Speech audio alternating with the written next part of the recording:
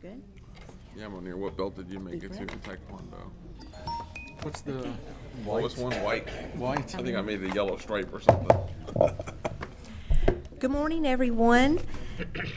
On behalf of the Board of County Commissioners, I welcome you this morning to our regularly scheduled meeting. Today is August the 20th, 2019. We're in the Marion County Auditorium Chambers located at 601 Southeast 25th Avenue, Ocala, Florida. And if you will all please stand with me, Commissioner Bryant will provide our invocation and pledge. Father, we come to you with thanksgiving. We thank you for this day. And Father, we ask that in this world full of discourse, that you could help us to live each day the way that you would want us to live each day. Help us to love our neighbors as we love ourselves. Father, please place a hand of protection over our first responders and our servicemen and women here and abroad. And Father, we ask that you guide us in the decisions that we will be making here today, that they are in the best interest of the citizens of Marion County. Father, we love you, and again, we thank you for this day. In the Lord Jesus' name we pray, amen. Amen. I pledge allegiance to the flag of the United States of America and to the republic for which it stands, one nation, under God, indivisible, with liberty and justice for all.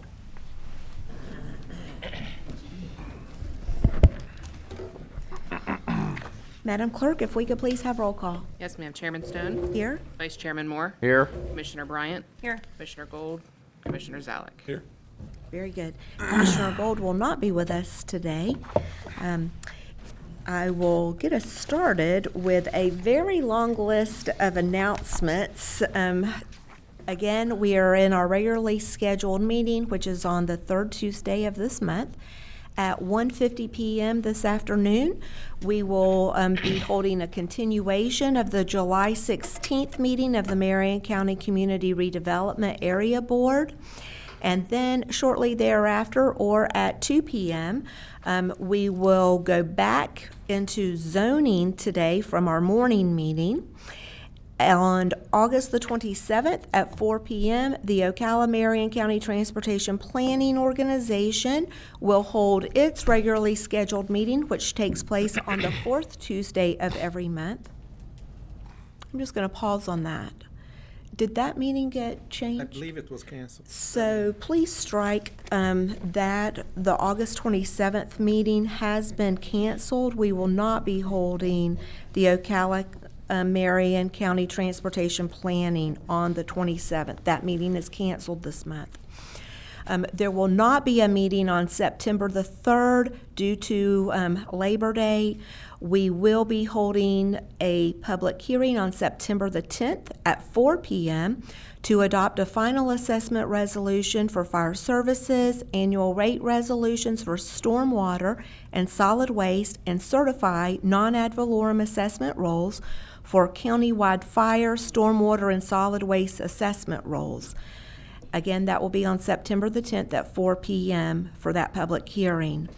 On September the 12th at 6:50 p.m., we will hold a public hearing to consider adoption of Rainbow Lake Estates fiscal year 2019-2020 budget. On September the 12th at 7 p.m., we will hold a public hearing to consider adoption of the fiscal year 2019-2020 budget. On September 17th, we will hold our only meeting for the month of September, and that will be at 9 a.m., and it will be our only county commission meeting for the month of September. On September the 17th at 10 a.m., we will hold a public hearing to discuss draft unit management plan for Silver Springs Conservation Area and Silver Springs Sandhill. And on September the 17th at 2 p.m., we will also hold our zoning and planning as part of our county commission meeting that takes place on the third Tuesday of every month. Those are the announcements for this week. Also, those in attendance, if I could please ask you, if you have an electronic device, if you would please set that to silence. If you do need to take a phone call or have a conversation with anyone in the audience, if you'll please take that conversation out into the foyer, you will still be able to listen to what's going on in the auditorium, but it will provide you a sense of privacy to your conversation. With that, we will next go to our first item of business, and that will be to approve proclamations and presentations. Second. We've got a motion by Commissioner Moore, second by Commissioner Bryant. All in favor? Aye. Aye. Any opposed? That motion carries unanimously. To get us started this morning, we have our first presentation, and it's the Taekwondo World Championship, Team USA. I believe we have Jose Monteiro with us, who is with the Ocala ITF Taekwondo Academy and the USOTO General Secretary, and this is for presentation only. And Loretta, do you want to come forward with this to get us started? And I believe Corey may be joining you as well. Good morning, Corey Locke, the Ocala Marion County Visitors and Convention Bureau. No, I was just going to Okay. say, I must brag on Corey before he does present on behalf. Corey has worked very diligently to move sports within our community and with our county underneath your leadership of allowing us to have the funds to do events like this. So I just wanted to tell you, Corey's worked very, very hard with Jose. We appreciate Jose and his leadership with Corey as they work to bring this here. I believe it was about 3.5 years in the work. So I just wanted to share with you that it is really a testament of these two gentlemen and the collaboration in bringing it to Marion County. It's the first time it reached the United States, so it's a very big deal. So. Thank you, Ms. Schaefer. Indeed, it was a big deal, and I was able to see that. So, Mr. Locke. Yes. Good morning, Commissioners. So on this past June 20th through 23rd, Marion County hosted the first ever Pan American Taekwondo Games on American soil. This event's been in existence for 14 years, and this is the first time the United States has ever hosted it. This event was at Westport High School. And as a result of this competition, we had 6 local competitors that are going to be traveling to Bulgaria for the Taekwondo World Championships. Those 6 competitors are here in attendance today. We're going to present them with American flag, and then we're going to wish them luck in their travels and their competition. And these competitors will be competing as part of Team USA. So there's several individuals from across our country that are going to be competing, and these 6 individuals have qualified to do that. So I'm going to call them up one by one, that we can have them come around If you all front. will join me, right.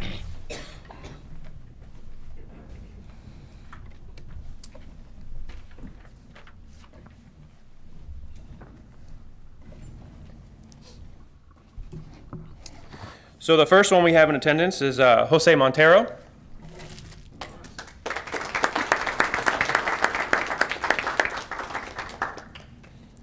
Second one is Maria Francese.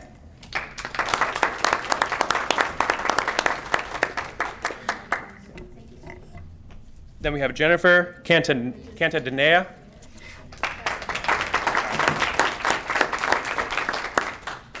We have Aaron Latino.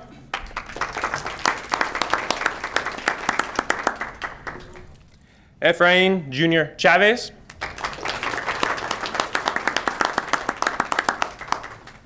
And then finally, we have Davide Montero.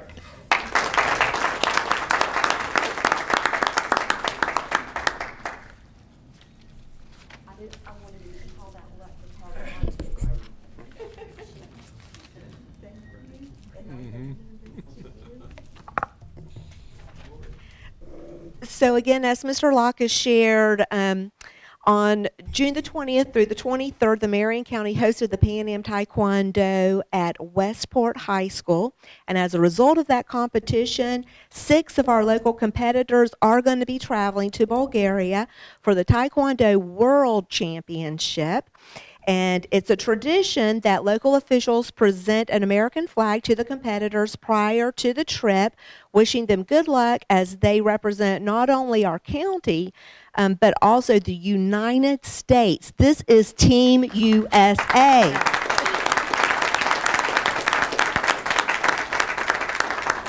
So, on behalf of the Marion County Board of County Commissioners, we want to wish you safe travels, and we want to wish you good luck. And I do have an American flag that I hope that you will take and wave proudly while you are in Bulgaria on behalf of the United States of America. We will. Thank you.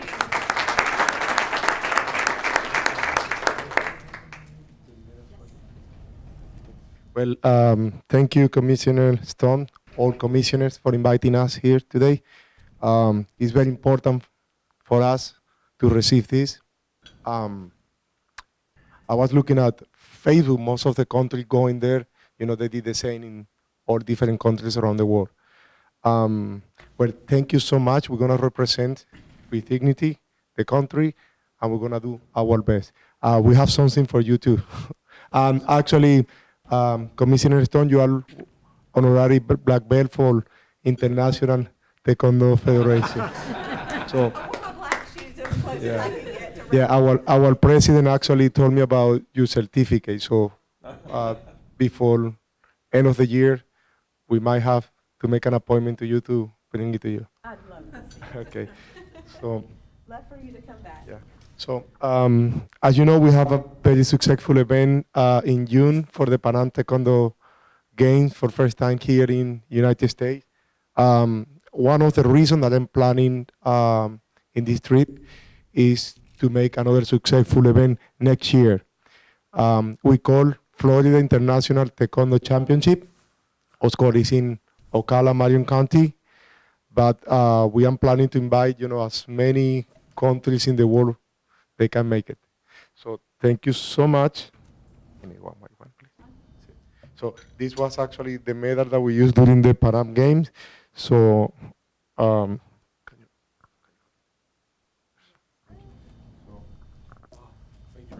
you very much. Appreciate it. Thank you. Thank you so much. Thank you. Thank you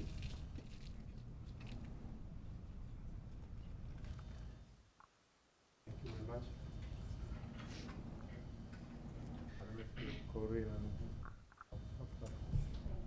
Thank you so much for the support. Oh, anytime, thank you. Appreciate it. Thank you. We hope to bring a few more from Bulgaria. So. Yeah, so when you bring home the gold, you make sure you come back to us, right? All right.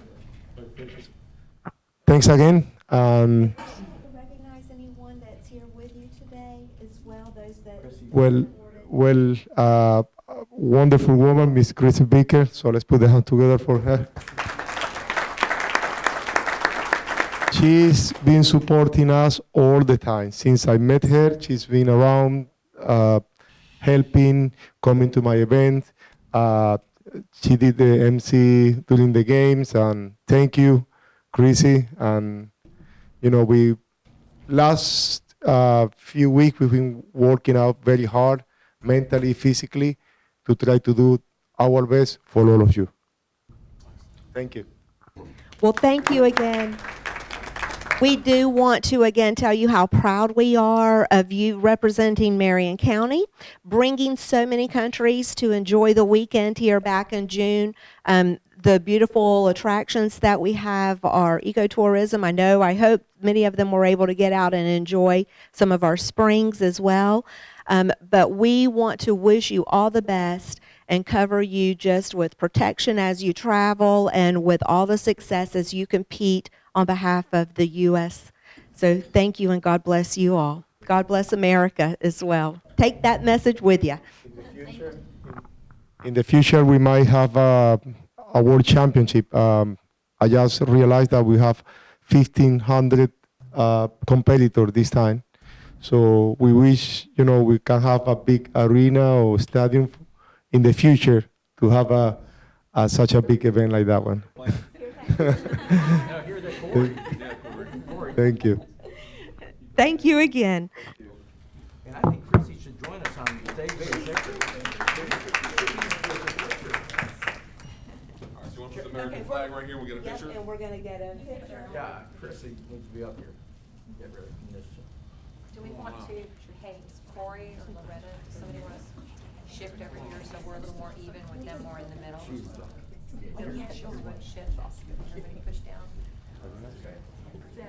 Please do. Take a step to the. Been known to break the camera. Yeah. That's why I'm shifting so that people are very good.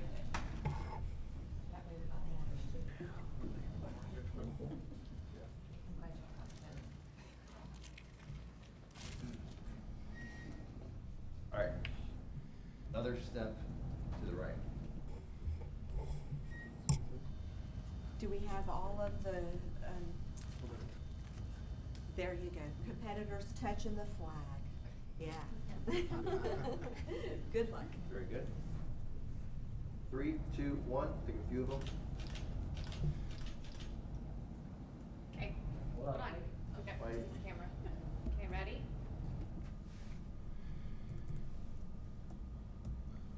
Okay. Thank you. Congratulations. Thank you so much. Team USA, go. Team USA. Yeah, you guys have trained hard Good job, buddy. for this. Good luck. Good luck. So Yes. proud of you. Thank you Thank you so so much. much.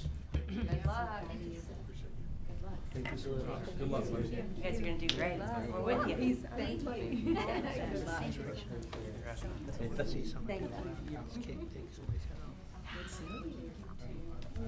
Pretty.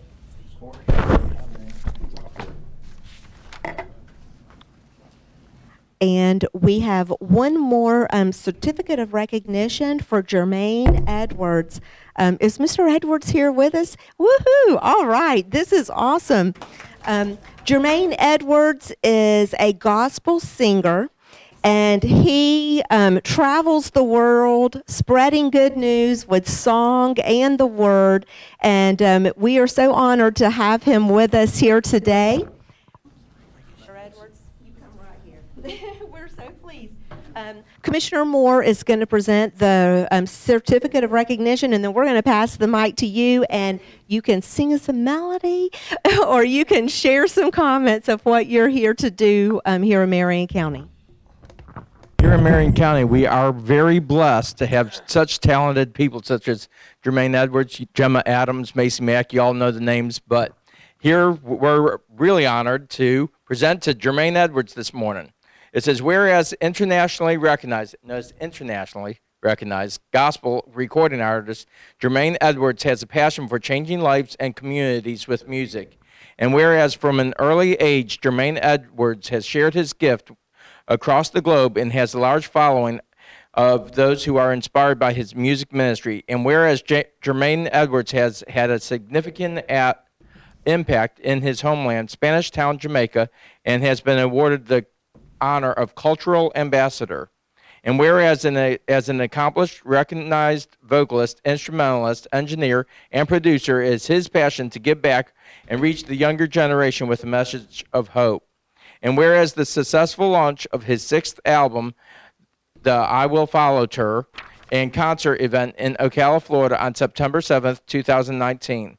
And whereas the Board of County Commissioners does hereby fully extend its welcome, now therefore be it proclaimed by the Board of County Commissioners of Marion County, Florida, that Jermaine Edwards is hereby congratulated for attaining such musical success and serving as a positive influence for the younger generation and making a difference in the community where we reside and work.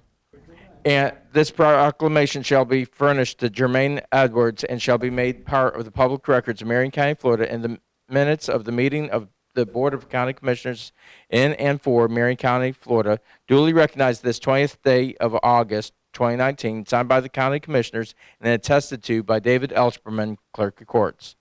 And congratulations. We'll hopefully hear a few words, maybe a melody. Thank you very much for the opportunity, and thank you for inviting me. And I'm looking forward to be a blessing to your county. And at the end of the day, Lord, I want to make you smile. Oh, at the end of the day, I want to make you smile. Mr. Edwards, again, we're so honored that you've come to Marion County, and thank you for reaching out to the youth of our community to help make us a much stronger community with the word and the songs that you will share that evening. Can you give us the date of when you're going to be performing and the location, please? All right. I'm going to call Gwenda to come and just share the details.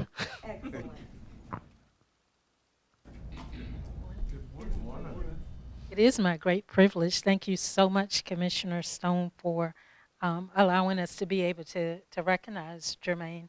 The event is going to be held on Saturday, September 7th.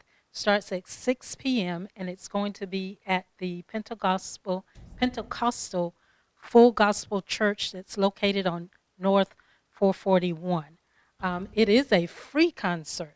Thank you so much for being willing to come and be a blessing in our community. I'm excited. I had the opportunity to be a part of Jermaine's album launch in Jamaica. Not that, I wouldn't miss an opportunity to be in Jamaica anyway, but to be a part of the album launch, and it was quite an exciting event. This is the first leg of his tour here, so we get to have the privilege of having him fresh to release that sound here in Marion County. So thank you so much for doing this honor and recognition for him. And I just want to acknowledge his family is also here as well. His beautiful wife, and their daughters. Please join me on the stage. I'm nervous. I don't want to be here by myself. And also his agent with Virtuous Entertainment and her husband as well are here.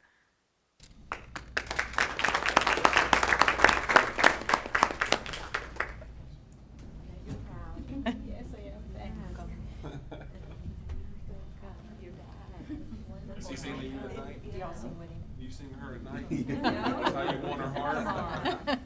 Good to see you again. Yes, thank you. So good to see you. All right.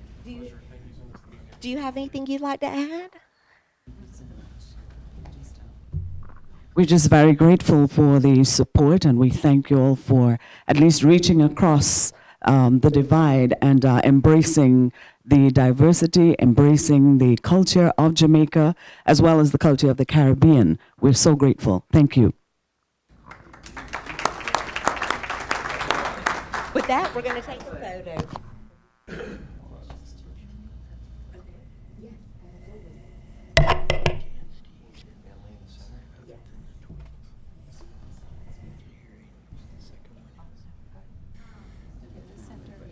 I can't find it. See if I can find some emails. 3, 2, 1. Another one.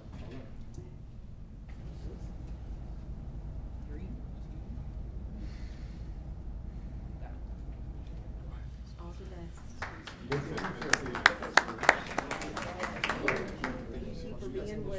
Enjoy your time in Marion County. Oh, that'd be great. Yeah, please make sure the flyers. Thank you so much. Have fun on your work.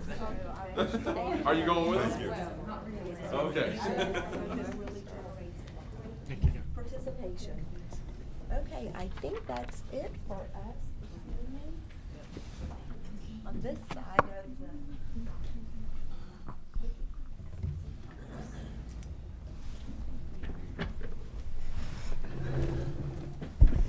Again, I think that was September the 7th. I hope that many will get to go, and it will be as part of our public record with the invitation so that those details will be shared again publicly again.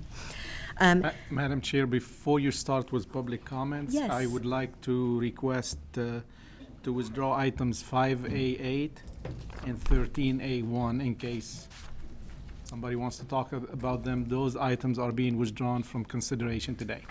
That was 5A8 Yes. and 13A1 A1. are being pulled from the record. Very good. Thank you so much. We will next go into our agenda item public comment, and we have one person who has signed up for 5 minutes, and that is Dominic Forelli. And Mr. Forelli, if you'd like to come forward, your item that you'll be addressing the board is 7D3. Good morning. Good morning. Dominic Ferrelli, 7 Chestnut Drive. I understand the county commissioners, good morning county commissioners, for your need to tax us for benefits that we need in our county. The only thing I question, and I have questioned it before, is that they need to tax fairly and evenly. The problem is, on this 7D3, Silver Spring Shores Municipal Unit Benefit Unit for road improvements, I'm taxed twice for one homestead exempt property. And because I have 2 parcels, I'm taxed for each one, even though they're one homestead exempt property. The thing is, we have many half-acre units out there. They're only taxed once, and they have 4 families on them. And they're not taxed at all.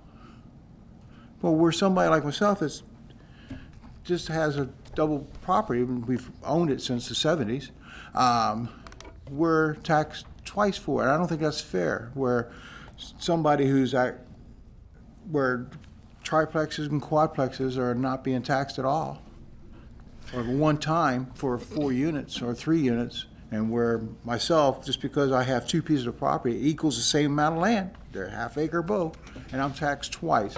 That needs to be changed.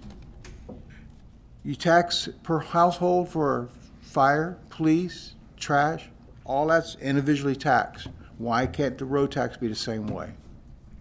So first off, I'm going to ask if we could get that mic turned up a little bit. I did hear what you had to say, but I'm not sure if it was audible to everyone in the audience. The question being the double taxation you believe based on you own 2 pieces of property in that area, correct? Right, but it's all one homestead exempt property. Okay. Right, it's combined, the county combined, we had it combined. So I'm going to ask our attorney, Mr. Mentor, do you have a response on why it is taxed in such a manner? Well, for one thing, these are special assessments and not taxes, but our bond counsel, Chris Traber, is here with us, and I'd like to invite Chris to come up and see if he'd like to respond to that. Thank you. We will get you an answer, sir, Mr. Forelli. Madam Chair? Yes, Commissioner Mr. Bryant. Forelli, do you have an address of any of the multifamily properties that you're talking about? Oh, no, there's just quite a few of them. I live in the shores, and they're putting them up every day. Okay. They're just lining them up, one behind each other. And I don't know the address of any of them, but they're all triplexes and quadplexes. And they're all half acres, but they're only one road tax for them. They have 4 times more vehicles than I have, so they can't use vehicles. The land's the same size as mine. But because I have 2 lots to make up my half acre, Right. I'm double taxed. Right. And I'm not the only one like it, but there's not many of us out there that bought our land like that. And it's just not. So we're going to bring. Commissioner, if I can Yes. add, I don't know that we're gonna get a full answer for him today. All what you are doing today is approving the assessment roll. I'll have MSTU get with him, look at his parcel, and if it's an item we need to bring back to the board for a decision to be made, we will do that. And we will look at the commercial lots where we have those duplexes being built, and we will look at their assessment and see how we are doing that and bring this information back Thank to the you. board. Yes, In Commissioner. many cases, those duplexes are being applied by the unit in those cases, like an apartment complex would be, or a condo complex if the road goes in front of it. Typically, those are separated out by unit. Yeah. So I would be surprised if that wasn't the case, where they were paying for each unit. They're not. Okay, well, we'll find out. We'll look at that And They're being taxed. Mr. Forelli, I think that one of the things that you can do, I thought that you could, in other cases we've had where you could file and unify your property so that it no longer becomes Right. a second One buildable parcel. lot. A lot of It's not times, a buildable people- lot. if it's not, then I think you can file with us and get that corrected. And that would be with the property appraiser. Right.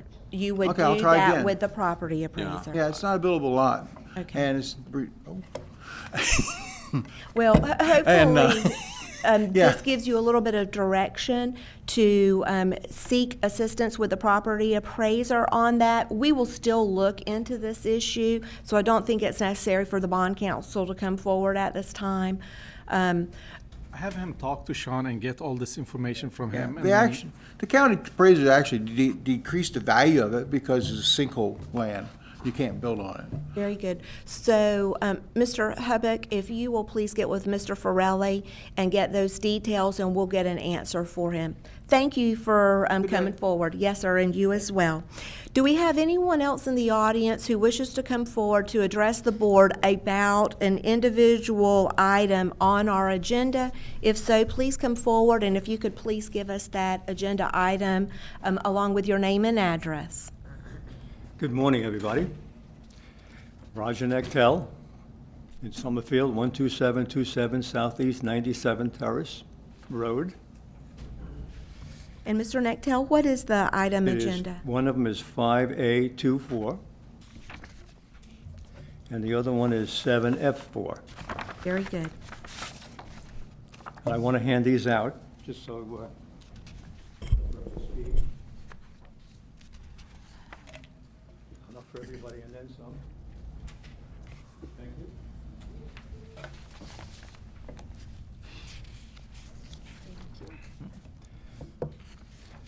Last year, our valorium and non-valorium taxes went up, and it seemed to be necessary because of the lack of funds from the past few years. But now, this year, your tax base has gone up by $1.3 billion.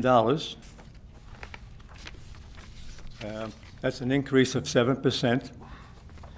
So this year, you will be collecting that money, and I'm sure it's going to go somewhere, but I often wondered where it goes, first of all. And when you get a surplus, which for years you didn't see a surplus, you always seen a negative, you know.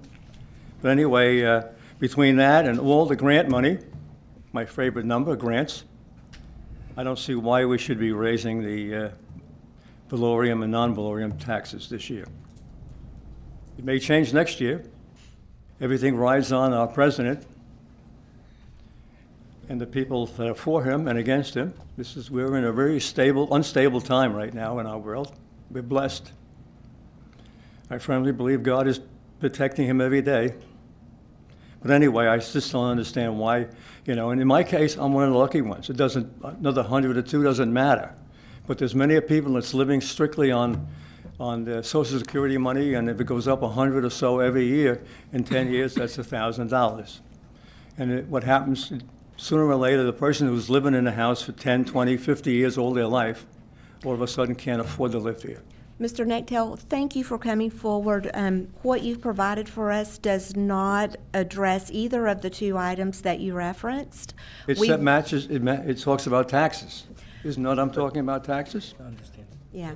Well, thank you very much. We will be having a public hearing on the 12th with Yes, this. I know that. So thank you so very much for coming forward and bringing And if I this. confused you or made a mistake, I apologize. No worries whatsoever. My wife made me do it. Yeah, well, I'll just let you know, the tourist development tax is collected by the bed tax, not by property tax, so I think that's the confusion.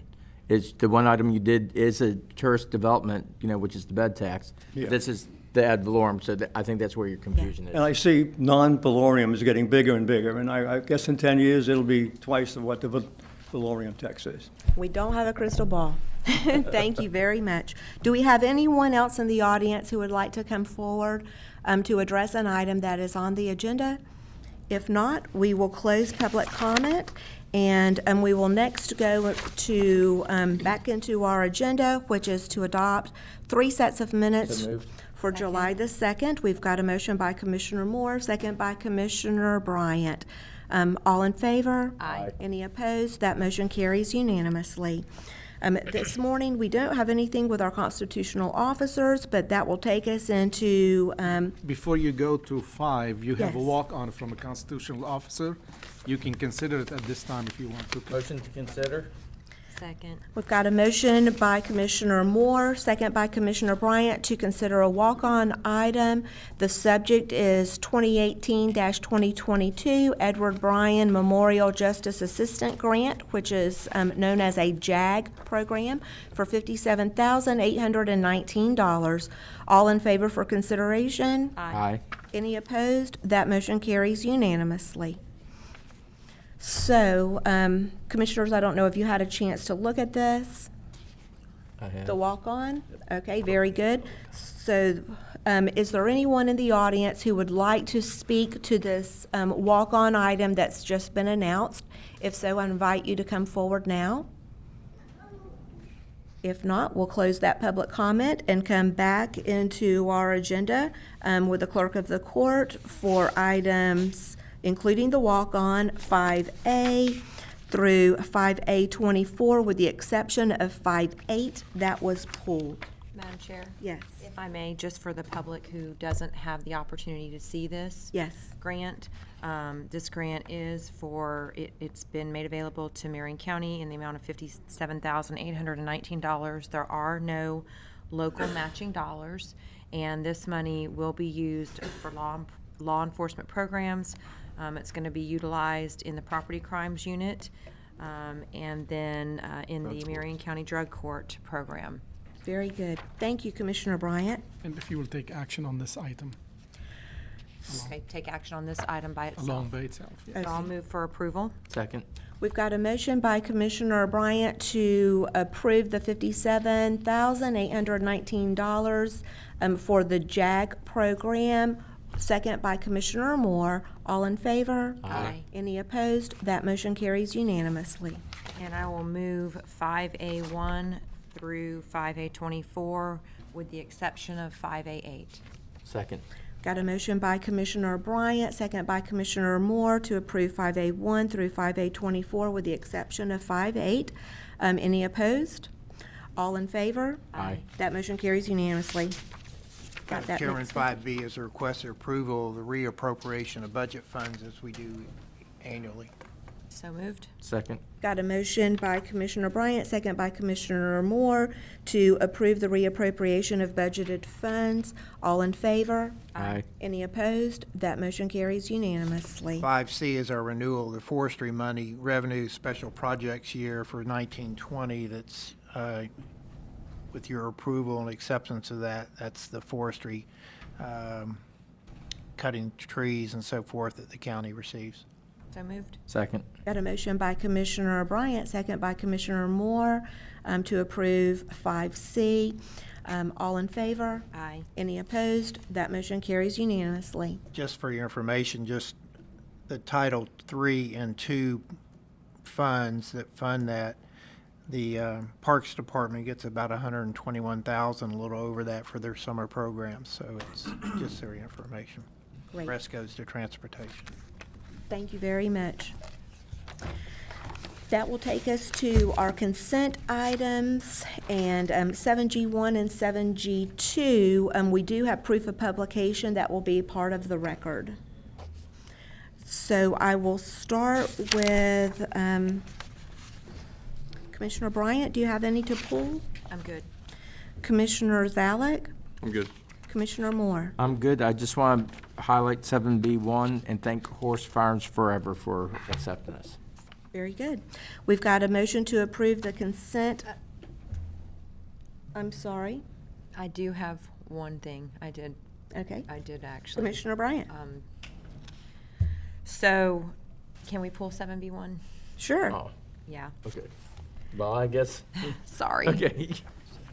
So 7B1 will be pulled by Commissioner Bryant. So I'll then bring it back to the board for the consent for the So moved. remainder. I've got a motion by, Second. You had moved it. you have a motion? I'll move the approval. Or whichever. Okay, so I I've think- got a motion by Commissioner Zalek to approve the consent items with the exception of 7B1, second by Commissioner Moore. All in favor? Aye. Aye. Any opposed? That motion carries unanimously. Commissioner Bryant, 7B1. Thank you. While, of course, we all support Horse Farms Forever and their mission, I did have one question for the board about the honorary membership. Just thinking long-term about other organizations that might ask us to become honorary members, because they are going to be a politically active group. They will not be a politically active group. Okay, that's what I wanted to make sure of, because Right. I didn't want our board Right. being put in a position that we shouldn't be put in. So that was my only question. When they made their presentation, they were very clear they will not be a politically active group. Their role is simply as a non-profit to, again, promote for the community character and culture that is part and parcel of the reputation that Marion County has as horse capital of the world. Very good. Okay. With that, I'll go ahead and move that. Thank you. Got a motion by Commissioner Bryant, second by Commissioner Moore. All in favor? Aye. Any opposed? That motion carries unanimously. That takes us to our attorney, Mr. Minter. All right, Madam Chair, item 8A is a request for board adoption of a resolution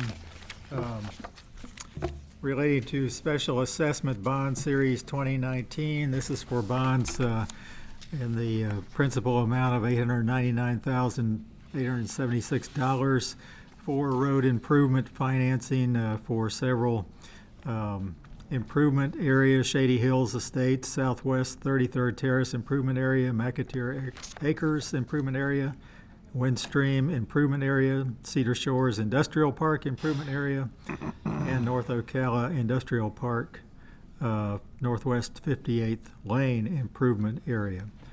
And these will be financed through a bond issued by Center State Bank of Florida, N.A. And we recommend approval. Thank you. Do we have any questions from the board on this item? Motion to approve. Second. Got a motion by Commissioner Moore, second by Commissioner Zalek to approve the request for adoption of resolution relating to Special Assessment Bond Series 2019. All in favor? Aye. Any opposed? That motion carries unanimously. Madam Chair, item 8B is a request for approval of two items.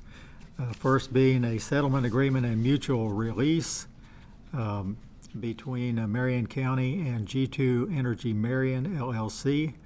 And then the second item that we're requesting approval for is an 11th amendment to the agreement between Marion County and G2 Energy LLC.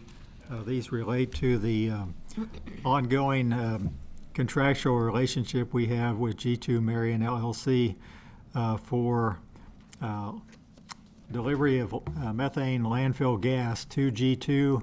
They have a generator on site at our baseline landfill.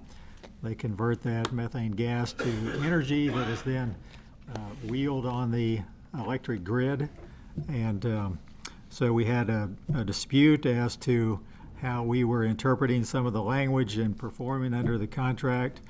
And after many months of evaluating it through our consultants and negotiations between the county and G2, we reached a settlement of the outstanding claims. And then we've also agreed to an 11th amendment to the agreement to help us to avoid these kinds of issues in the future. So if you have any questions, I'll be happy to address them, or otherwise we're recommending approval of both of these items. I'll bring it to the board for consideration, comments. Motion to approve. Got a motion by Commissioner Bryant to approve the request for the settlement agreement and the mutual release and the 11th amendment to the agreement between Marion County and G2 Energy Marion LLC. Do we have a second? I guess the second. We've got a second by Commissioner Moore. Any further discussion? All in favor? Aye. Aye. Any opposed? That motion carries unanimously. I would just say though, Madam Chair, now that this is done, that I think we should ask county staff to also figure out where the hiccup was between our previous consultant and the guidance that was given to our staff from them to get into an area of this kind of contract dispute. Maybe that's the. But I think we need to seek a remedy from that process as well. Oh, yes. So I believe that is a very. I think we should have the discussion about it or have our staff investigate it. We should certainly understand how we got to this point, as we did have outside direction with this. It's my understanding as well. And those particular consultants were the ones that have been, in my understanding, keeping us in Title V compliance. 5 compliance. Whereas Title V compliance was not what we agreed to with our agreement with G2. Correct. Is my understanding. We were to maximize the methane gas production. Right. We have an independent obligation to maintain Title V federal requirements before we even entered into this agreement with the G2. And so, as the chairman just said, the G2 agreement obligated us to go above and beyond the Title V compliance, and to, since they made an investment into the plant on the site, they were looking for a commercial return from their investment, and we had certain obligations, but we will look into those. Well, I think the difference is though is that that consultant was keeping us in compliance with Title V, but also advising in reference to performance for this contract and giving our staff guidance in that realm. And I think our staff sufficiently relied upon that consultant in order to make those decisions. And so in there is how we got into a contract dispute with G2. And in that process, we need to figure out, I just don't feel like we're the only ones to blame in this particular issue. Well, we relied on bad advice is what happened. Well, that's we're paying them for that a advice. certified consultant is paid to give us. Right. Right? They have the liability, in my opinion. So- I'm not the attorney. We'll evaluate it and give you a report on that. Thank you, Mr. Minter. Very good. Do you have anything else? That's all I have, Madam Chair. Okay, very good. That's going to take us to our county administrator, who has several items for us this morning. Good morning, Commissioners. The first item is to give you an update from Facilities Management, and Jared Goodspeed will do that. Good morning, Mr. Goodspeed. Good morning, County Commissioners. Jared Goodspeed, Director of Facilities Management. Our team was tasked to complete 2 county service initiatives to support the goal of empowering Marion County. First, initiative CS21 included a software upgrade for work management. This item, transferring from Navigator to Cardiograph OMS, was completed in October 2018. However, we decided to take this further. The new update includes the ability to support a full paperless workflow, a web-based internal request module, 7 different asset modules, GIS functionality, and the inclusion of a factory rep performing on-site training for all of our technicians and staff before implementation. This new program will go live September 10th, 2019. This upgrade will prepare our team to transition countywide to mobile methods for work management. The second initiative, CS22, supported establishing a training program, including mentorship and apprentice programs. After detailed analysis of gaps in workforce, the development of a training matrix was created and will launch October 1st, 2019. This program supports the growth for all staff members and utilizes the combination of tracked mentorship hours, an online professional training program, and our in-house LMS training courses for leadership. The long-term goal of this program will include a state-approved apprenticeship program, and this training will enable the continued development of safe, efficient, and professional team members. This is how Facilities Management is empowering Marion County. Thank you for your time and support. If you have any questions, I'll answer them now. I'll bring it to the board. Any questions? I will say, under your leadership, I continue to see an improvement in facilities, and I don't know how much better you can get, but it's very exciting to see the work and the dollars that are saved the taxpayers of Marion County as a result of what you are able to produce in-house. With this apprenticeship, can you give us a little bit more detail on what that's going to look like? Yeah, so we've entertained, we have a couple different obstacles and challenges in our way. And so we've met with people who do the Florida State representation for the apprentice program. We're trying to reach out to some other entities like ourselves, like the city of Ocala, that have these programs in place to see how they became successful before we move on. So that's what we're starting with, the kind of beginning of the ladder of doing a training program for all of our staff, getting that under our belt first before we take on that monumental task of the apprenticeship program. Okay. Well, once we've gotten the training in place, will we then be partnering with our Marion County Public School systems or any other outside sources where skill sets are being learned that we will then offer those apprenticeships in-house? So that's something we need to look into further. It appeared that ourselves being the county, we would have to establish our own county apprenticeship program. We cannot join the city of Ocala's even though they have something in place. So those are the things that we're looking at right now to see how we can not only help our county staff, but if we can also include, like you said, students or something like that, to include training for them. Okay. Yes. Well, then I look forward to hearing more about that as you continue to work through those details. Any other comments or questions from the board? Well, the reason why he's so good at leadership, he was on Team Green. I was originally on Team Orange, but Thank you Thank very you. much, Director Goodspeed. We appreciate what you do for our county as well as your team. Thank you very Please much. take that back, the outstanding job. Thank you. thank you. Thank you, Jared. Item 9B, Commissioner, is we are presenting to you the list of priorities for 2020 legislative session. And Jeannie has more details to go over, and I would ask for your consideration, approval of that list. Thank you. Good morning. Jeannie Rickman, Public Services Assistant County Administrator. Before you is an agenda item with a number of legislative priorities for your consideration. I've broken them down into different categories, but before we get into those, it's already underway. We have already 104 bills that have already been filed by other folks in the state. The committee meetings, as you probably are aware, will begin the week after our delegation meeting, which is September 10th, and September 16th begins the committee meetings. So with that, the first item is one appropriation request to support the TMDL initiative. We have not made application as yet, so we are asking your consideration and approval to apply for a $1 million appropriation request to support that.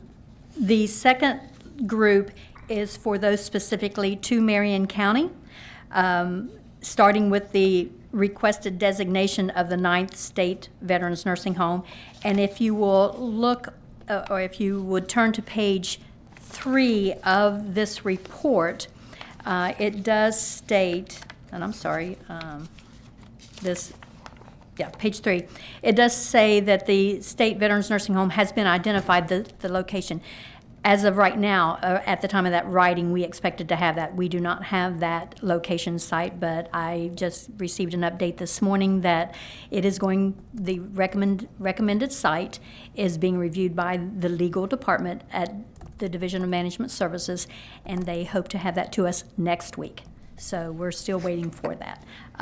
So that will change in the course of any content here based on that.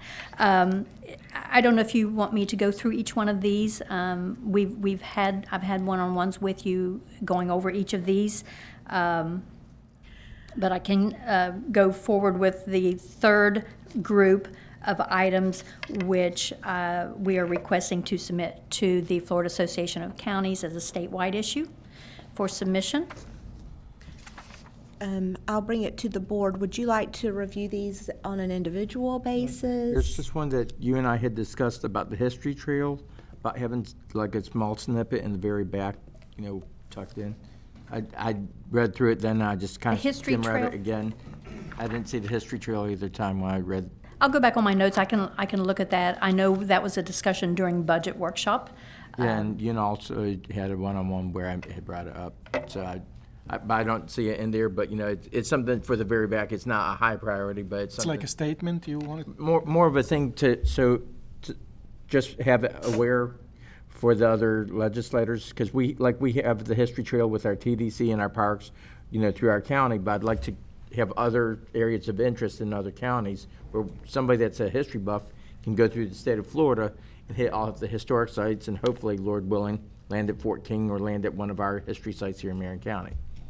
You know, so there is an ulterior motive in it. It's going to be promoted in Marion County, but, you know, when they're at St. Augustine, if they were on the history trail, hey, not too far from here is Fort King over in Citrus County. I mean, over Marion County. Then they can go over to, like, you know, what's that, Fort Cooper over in Citrus County, and then they can go through and hit a statewide history trail instead of just you know. So Commissioner Moore, would that be something that we'd be recommending, say, Visit Florida take on? Yeah, it would That be, but just something for the very back, but something for the legislators to have on their scale so that maybe in the future they can fund it. It probably won't be something this year, but you know how it is. You have to educate a year or two out before things actually occur. And it's just something to get on their radar, you know. Maybe the question would be to ask the state to develop a statewide history trail. Exactly, that's what we had. So would that go to the Florida Association of Counties for consideration then, so that all counties could We could join do that. in I on hadn't thought about doing something? that. That's a good idea. But I think a more appropriate place would be Visit Florida or tourism. I mean, okay, which talk to, I think it would be appropriate to talk with Loretta about that. I have and talked talk with about Loretta. tourism I have. legislative priorities. We have had some discussions. I still need to do a little more research on that to see how that would fit in a priority versus, as you said, Visit Florida Well, to see just if we could do something that. tucked in, you know, Yeah. just like we did with Molly's Law, where we tucked it in the back. You know, that type thing. Just a tuck in the back, because it's not one of our main priorities, but just something to put it on the radar. If that's And what then, you of want. course, Tallahassee passed a very watered-down version of Molly's Law. Anyway. So I do think it's something tourism-related. However we determine would be most appropriate in our delegation to put that into play. There is a tourism day as well, and I believe she will probably have a priority. Perhaps it could be added to that. We could do that. We could do Okay. that. Okay. One thing I would suggest after we determine this is that we really look for some regional letters of support, just as we've got some supporting statements that we're providing to some of our local with CF and the likes. If there's an opportunity for us to reach out to some of our surrounding counties, especially with the nursing home, and even with the water cleanup perhaps. If there is any thoughts that may give some additional support for our request of $1 million? I think the nursing home has a regional impact, and you would think that the counties around us will be more than happy to support and be part of that Yeah, campaign. okay. Madam Chair? Yes, Commissioner? Can I request that you send a letter to the chair of each of the surrounding counties asking for that type of support on behalf of the board? Yes. I will happily do that. Thank you. You're welcome. Okay, so is there any other comments, thoughts, or suggestions to the legislative priorities as they've been presented? As it stands now, our appropriation is for $1 million, and this will be, again, for septic to sewer in many of those cases. That's correct. And the priority, it's going to be on package plants and how we can take them offline and connect them to central sewer. We have been discussing this with Representative McLean, and he feels like there's a good opportunity we can get that money, some money for that purpose. Very good. anything that we're asking dollars on, I do think that we need an appropriation so that they can immediately look at that, especially Senator Bradley, with such a large territory that he covers, that they can see what are we asking money for, so that they can give that support. Yes, quickly. and that would include, Commissioner Stone, under Section 2, Item 2, the support funding for Phase 3 Master Plan of the Southeastern Livestock Pavilion. That is actually applied for through the Florida Department of Ag and Consumer Affairs under their educational model. And so we will certainly bring notice to that. Thank you. Okay, any other thoughts, suggestions? Then at this time, can you take it with one motion for approval? Okay. So moved. Yes.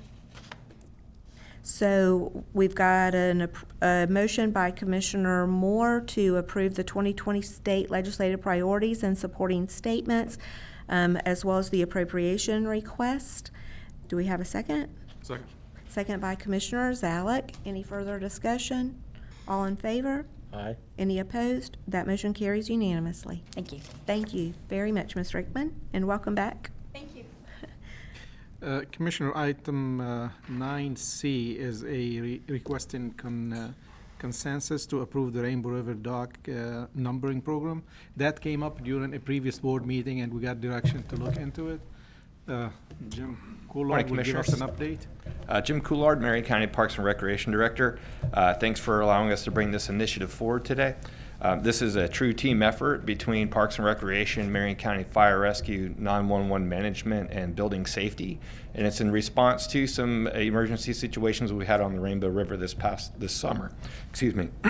So in an effort to deliver emergency services quicker and in response time, we're following a model that was adopted at Lake Weir, where all the docks are numbered in sequential order around the lake. So we're going to use that same model coming down the Rainbow River, starting at 0 at the Head Springs and progressing south.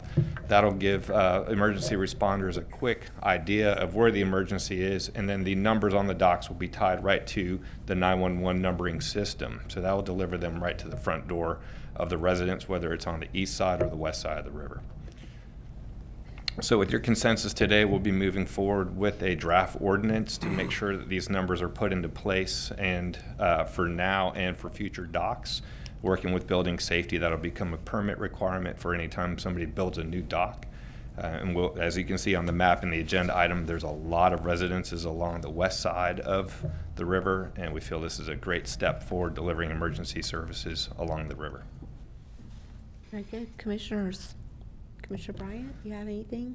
No, I mean, I think this is this is a great step for us to ensure the safety of the visitors that come to Marion County, whether they put in at the state park or whether they put in at KP Hole, or a private residence who might not be familiar with the river and locations that they may be at as they have their tubing experience. Should they have any kind of an emergency, that they will be able to identify where they are by hopefully paying attention to the docks as they're going down. And we will also have this as part of our informational video as people are leaving KP Hole, letting them know as you're tubing, look every now and then and take note of the dock number that you're at. And I think it's a good step. Very good. Well, yes, Commissioner Moore? Quick, you mentioned about adding, say somebody builds a house and adds a dock. Correct. If they're all sequential, say this is house 13, 14, 15. Right. Now between 13 and 14, somebody builds a dock, what do you do for that? We're actually numbering the parcels. So if there isn't a dock. Numbering the right, parcels. Right, Okay, so awesome. the docks per parcel. So we'll skip those that don't have docks and hold those numbers in reserve. Okay, excellent. What if a parcel gets changed? Yeah, oh yeah, what if the parcel gets changed? On some of those land, there is not, I mean, there is proposed development, right? On the east side, there is mainly, one. but I think the But target. when you do 911 numbers anyway, don't you like do them every 10, like in? I would refer to Michelle. Michelle has a system. 10, 20, 30, you know what I mean? You don't number it. And then east and west, one even, one odd? Mm-hmm. Yes, Michelle Hurst, 911 Management Director. There's a grid system laid out that we could allow for future growth or the splitting of parcels so that there would be plenty of numbers along the river. Yeah, I mean, that's what you do with 911 anyway, right? I mean, when you're numbering houses, aren't you doing them by like tens or Yes. fives or something? Yeah, we try to evenly space them. Okay. Very good. Any Thank other? goodness they have a little experience in doing this. Yeah. Yes. And there will be coordination with the city of Denellen because whatever ordinance we adopt, they will have to adopt the same ordinance. Right. So it's applicable inside the city limit too. Very good. We definitely want those ordinances to mirror each other. Yes. And if not, it'll just be on the Marion County side? No, we want those ordinances to mirror each other, and I know that our staffs They are willing. working together, and they They will. wanted to partner with Yeah, us on this. yeah. We're also coordinating this with there's duck boxes along the river that Rainbow River Conservation Incorporated manages. So they're going to develop a different numbering system with a letter designator. So it's just another way to help get people there quicker on emergencies. Very good. Markers. Very good. I think we've got consensus to move forward with that. Yep. Thank you. Very And to great. proceed with the ordinance, working with legal too. Yes, Okay. thank you. And thank you, Commissioner Bryant, for taking the lead and working with our partners over in Dunellen. And, Thank you to the team the members that have leadership. helped make this possible so far. I think you'll see that we'll have several things moving forward in the next year or two to enhance the experience on the Rainbow River. I agree. Very good. Next is item 9D, and it's also Jim Coulon. Commissioners, this is a request to cancel the public hearing for the unit management plans for Silver Springs Conservation Area and Silver Springs Sand Hill. Earlier in the meeting, Chairman Stoney announced that meeting coming up, but that was an error on our behalf, and we apologize. The Land Management Advisory Group is a statutorily required group to be assembled to oversee the review of the draft management plans, to provide feedback and collect information from the public. That information is collected and put into a final draft before it's transmitted to the Acquisition and Restoration Council up at FDEP. So that's the advisory group who will be holding the public hearing, not the Board of County Commissioners. Part of this agenda item also, we were asking the board to select one of the commissioners to sit on the advisory group as also part of the required statute. So it's the board's prerogative to choose one. I would like to make a recommendation, though, since both of these facilities are in Commissioner Zalek's district and he has a very good understanding of conservation lands and the use of public lands, we'd request that Commissioner Zalek be appointed. I'll make that motion. Commissioner Zalek, are you willing to take that? Of course. Thank you. Awesome. Great. Very good. Me and Jim have been up to DEP more times than I'd like to remember. So, I thought as much. So, so we've got a motion by Commissioner Moore to approve to cancel the public hearing for the draft unit land management plans for Silver Springs Conservation Area and Silver Springs Sand Hill on Tuesday, September 17th, 2019 at 10 a.m. and to appoint Commissioner Zalek to the Land Management Advisory Group. Do we have a second? Second. Second by Commissioner Bryant. Any further discussion? All in favor? Aye. That motion carries unanimously. thank you very much. Thank you. And Have a thank you, great day. Commissioner Zalek, for taking this on. My pleasure. I appreciate you. Commissioners, the last item on my list is 9E, which we have been talking about this for a few months now. The city of Ocala approached us as they build the community center on the west side of Ocala. They are requesting that we have a library presence in that center. It's going to be small in scale, but the city is helping put the building in place, furnish the location where the library would be. The only cost to the county, and would be a reoccurring cost, it's about $140,000 a year. And that is to fund 3 additional FTEs to manage that location. For the first year, when we open that location, would be to buy the books and what would be needed in the library. There is a cost about $75,000, but that would be a one-time cost. I would like, Julie may have some more information on it, but I ask for your consideration.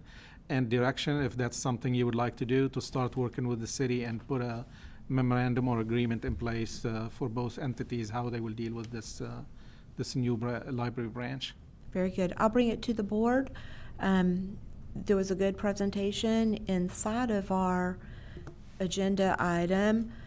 Ms. Sieg, if you'd like to come forward, if there's anything additionally you'd like to add to that. I believe County Administrator Monier Boyonis, Julie Sieg, Library Director, gave a great overview, and if there are any questions, I'd be happy to answer them or concerns. I'll bring it to the board. I have a couple questions. Yes.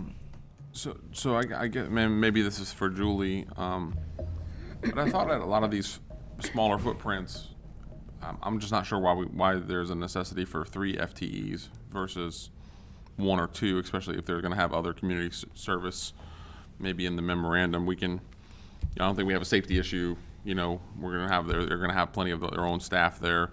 I'm just trying to figure out why we need more than one assistant to run a 2,000 square foot library.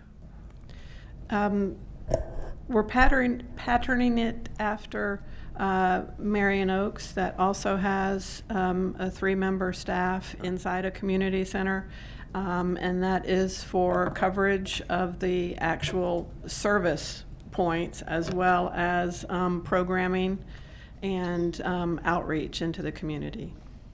So, you know, staff will not be... that would come out of Ocala. I mean, like, our main branch is really kind of doing the outreach, it's got a much larger staff to do that. I think, I'm trying to understand. I don't... The staff at this branch would be just like any other branch, in that they would develop the relationship within the community. So they would go to the schools that serve that area. They would go to the neighborhood groups that serve that area. And so we don't really see the Ocala Public Library as fulfilling that role for this branch. For all intents and purposes, it would be a branch just like any other. So, under the current operation of our main library, is no one doing any of that today? Yes, we are. You are? So Bellevue goes to the Bellevue area schools. Where does our main branch go to? We go to as many schools as we are able, but we do not have the staff to go to every school in the very large service area. So the individual libraries go to their collective service areas. It's not a requirement or an expectation for the headquarter library staff to go out into the...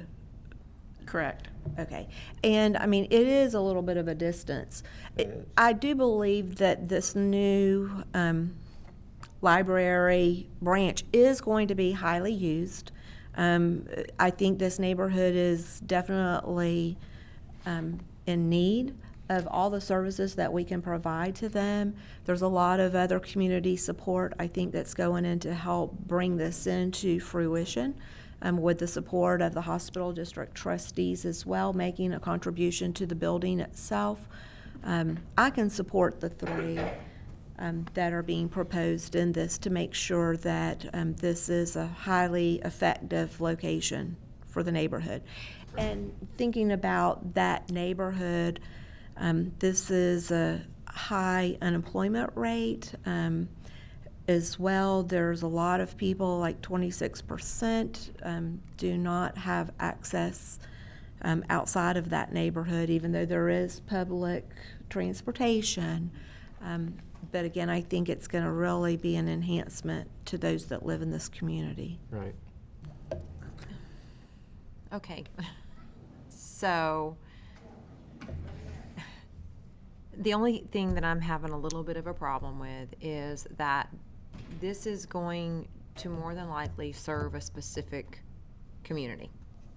Like all libraries where the library is located. Yeah, but so Marion Oaks They have an MSTU that covers the cost of their library. Rainbow Lakes Estates has an MSTU that covers the cost of their. Marion Oaks is covered in the library budget. There are no MSTU dollars that go into that. I thought we used our MSTU dollars for that. Just for the building. Rainbow Lake stands on They its own. have their own thing, yes. So, okay, that's fine then. Yeah, I just Rainbow want to Lakes make sure that we're not doing Being something. fair. Sure, yes, sure. For someone else that we're not doing for the entire community. And I will say, how are our friends organizations, are they in support of this? Because we have so many friends organizations that have asked for dollars for existing libraries as well. Absolutely. Our friends of the Ocala Public Library have already voted unanimously to incorporate this library into their efforts. Okay. And I think they talked about some financial help too, I believe. Yes. To do things. They basically just said submit a budget Yeah. Right. when the time comes. I mean, I think it's a great thing. For me, this falls a little, and don't get me wrong, but I think it's a great thing, and I think it's a well-needed thing, and I think we should support it, absolutely. But I do think it comes at a cost, right? So voting today comes at a cost of $135,000. Well, no, but of some of our operational dollars that we've been trying to get for to kind of, future build, right? Freedom's going to take a doubling from a staffing position. And so, this does have an annual reoccurring cost. And For staffing. And from a geographical area, it's very close to a big library. Right. Versus Silver Spring Shores. Right. Or, some of the stuff out on 200. And so I'm just saying, I think we just haven't had that discussion. And I just think it's good for us to have, move through that process, because you are making choices today that are going to limit your expandability and move out timelines, possibly on other pieces that we've talked about and promised to other areas. I will say that this library has been on our capital improvement plan for a number of years. I know that. They all are.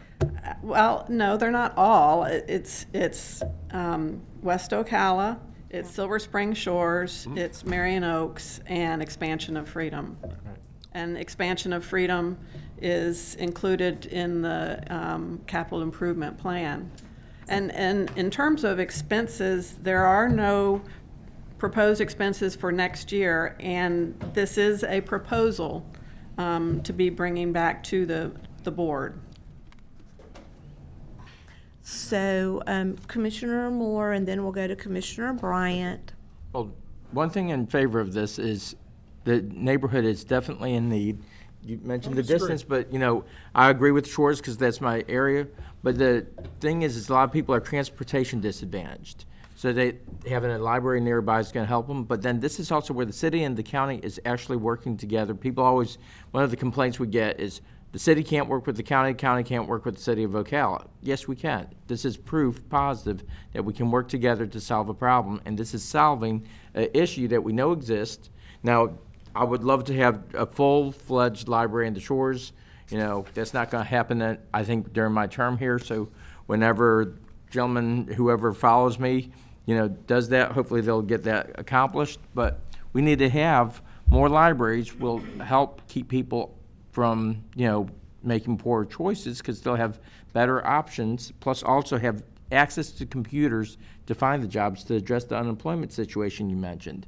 So this community definitely needs this library. So we need to be in support of it, and then we just need to go out and find the dollars and make it happen. Thank you. Commissioner Bryant? Thank you. So I think Commissioner Zalek brought up a good point. It is good for us to have this discussion. Right. Because we have been talking about libraries and our different libraries that need expansion for several years. I think the exception to this is the fact that we're not having to find the capital dollars to do it. So with that said, for me, that makes this much more palatable and easier to explain to our constituents in those other areas that have been requesting, expansion of the different libraries, because the key thing here is that the capital dollars are already in place. Exactly. So, but I do think Commissioner Zalek does bring up a very, very good point. But with that said, I'll go ahead and move for approval. Second.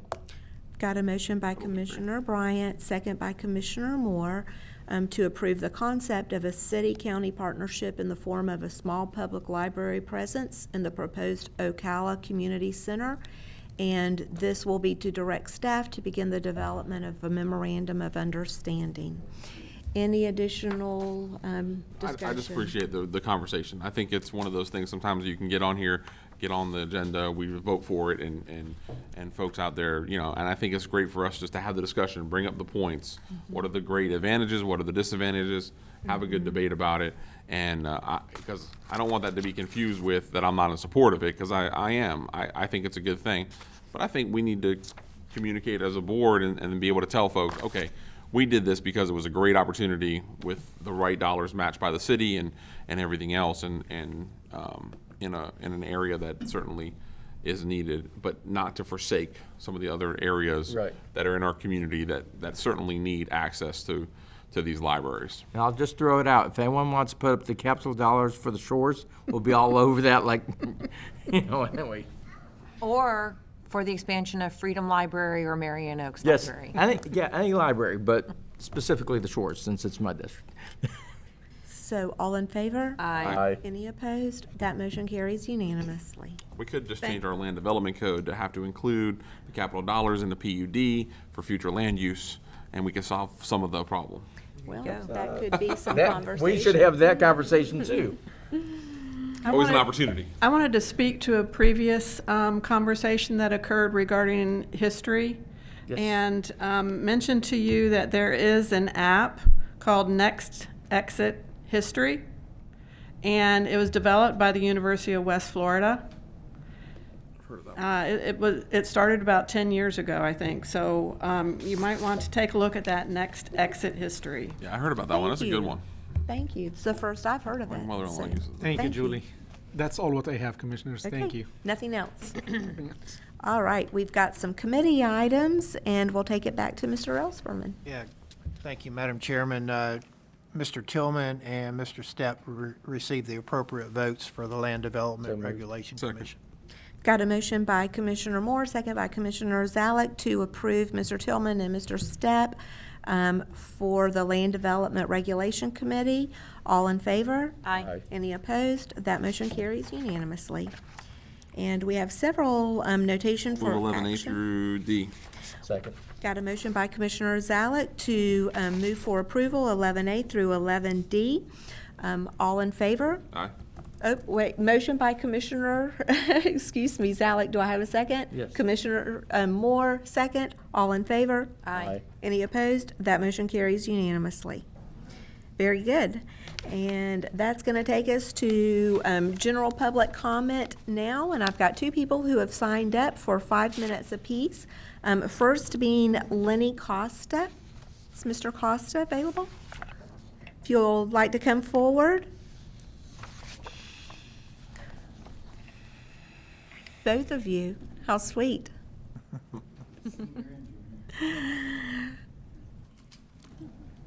If you'll just give your name and address for the record, please. My name is Lenny Costa. I live at 54 Oak Pass Loop, Ocala, Florida, 34472. It's in Silver Spring Shores. The reason why I'm coming to you guys today, and I'm a little bit nerve-wracking. It's kind of funny. 2 weeks ago, at 10:30, I got a bang on my door.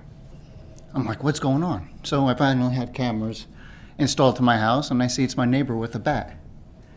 And down my block, there was cars being broken into. And I'm like, what's going on with this neighborhood in Shores?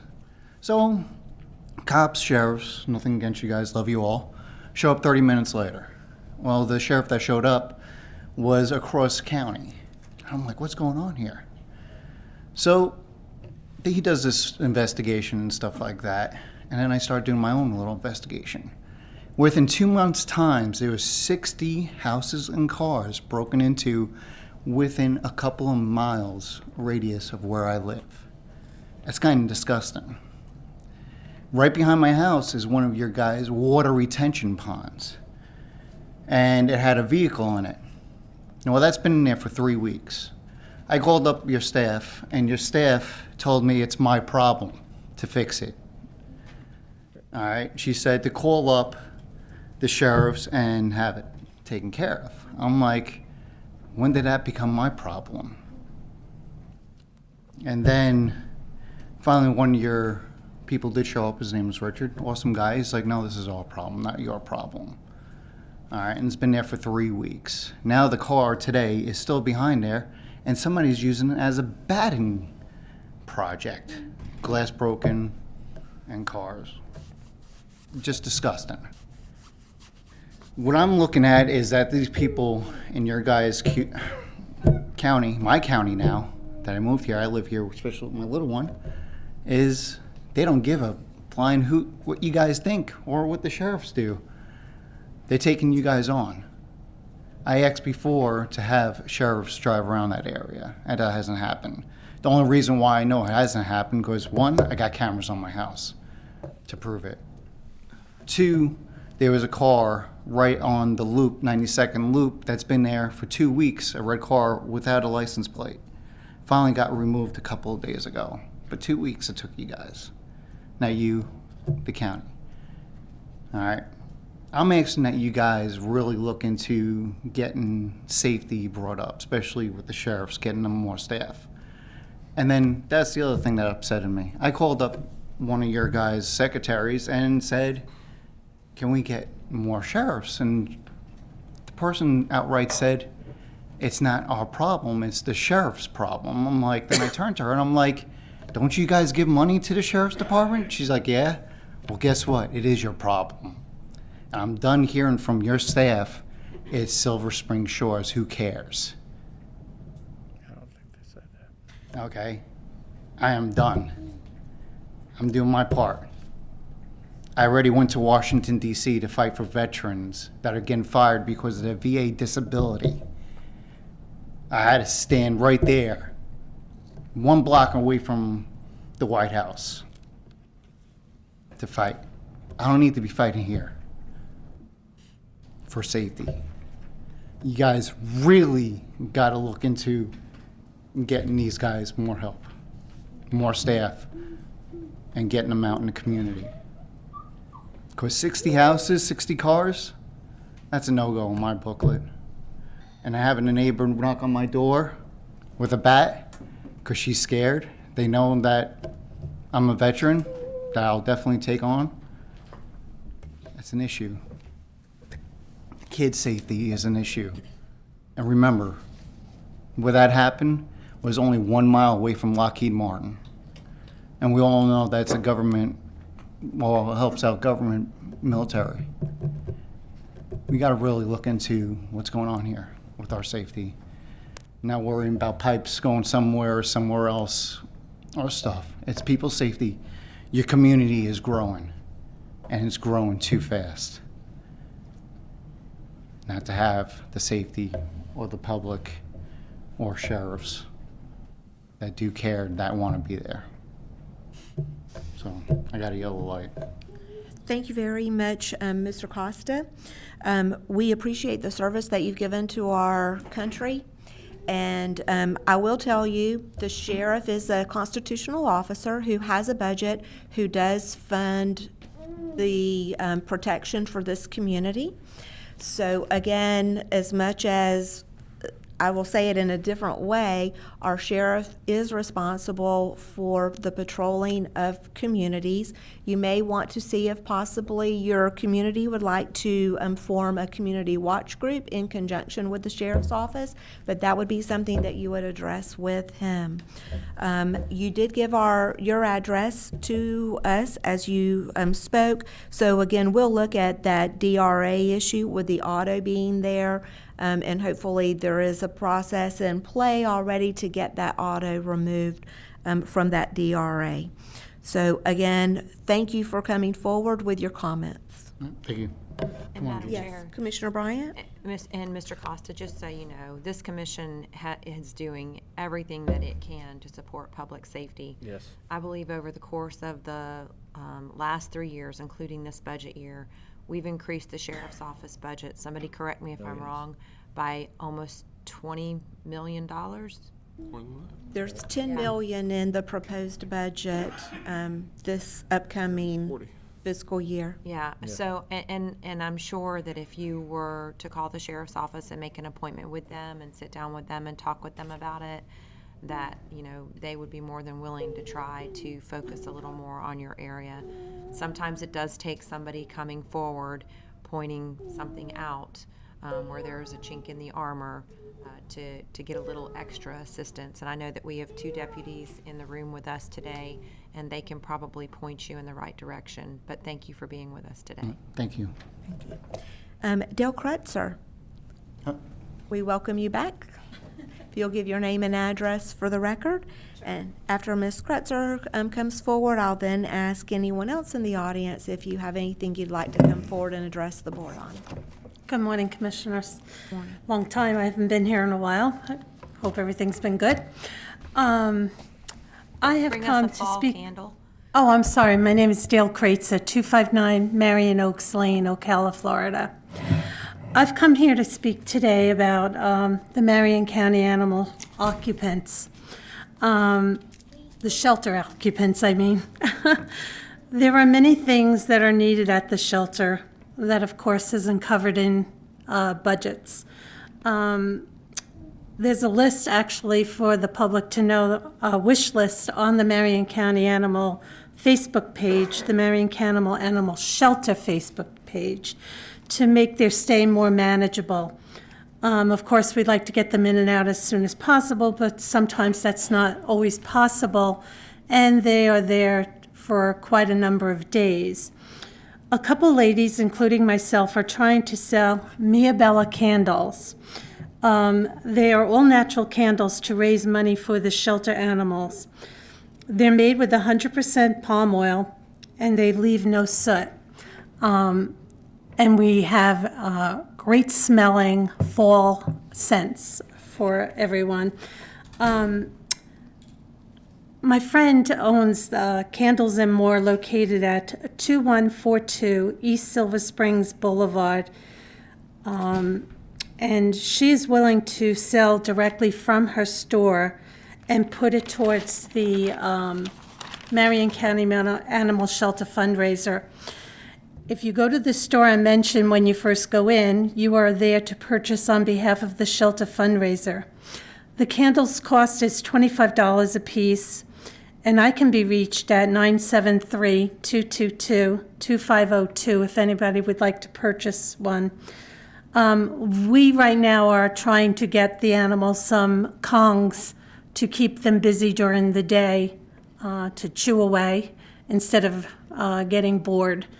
The other thing is that, I'll bring it up, I wasn't going to, but maybe the commissioners would be generous in giving some money towards some beds that are needed at the shelter. I know that there is one, I forget what they call it, but one side of the shelter has some corunda beds, and I know that winter's coming, and to get the animals up off the concrete would help them survive a little bit easier in the colder climates. It's not thousands and thousands of dollars, but it is thousands, but it's not 135,000 or it's not 10,000. But I was wondering if maybe if we brought to you a proposal or something with a cost, that you guys would consider something like that for the animals. Also, another topic I would like to bring up to you guys is, how long does it take for code enforcement to act on violations when it's, you know, for instance, we had some violations for animal problems, and I haven't heard anything about anything that was brought forward on some of the things. And I also read on Lost and Found that there was a land use permit given to the Wolves Den LLC in Dunellen. And my concern is that I requested public records there, and there were none to be found.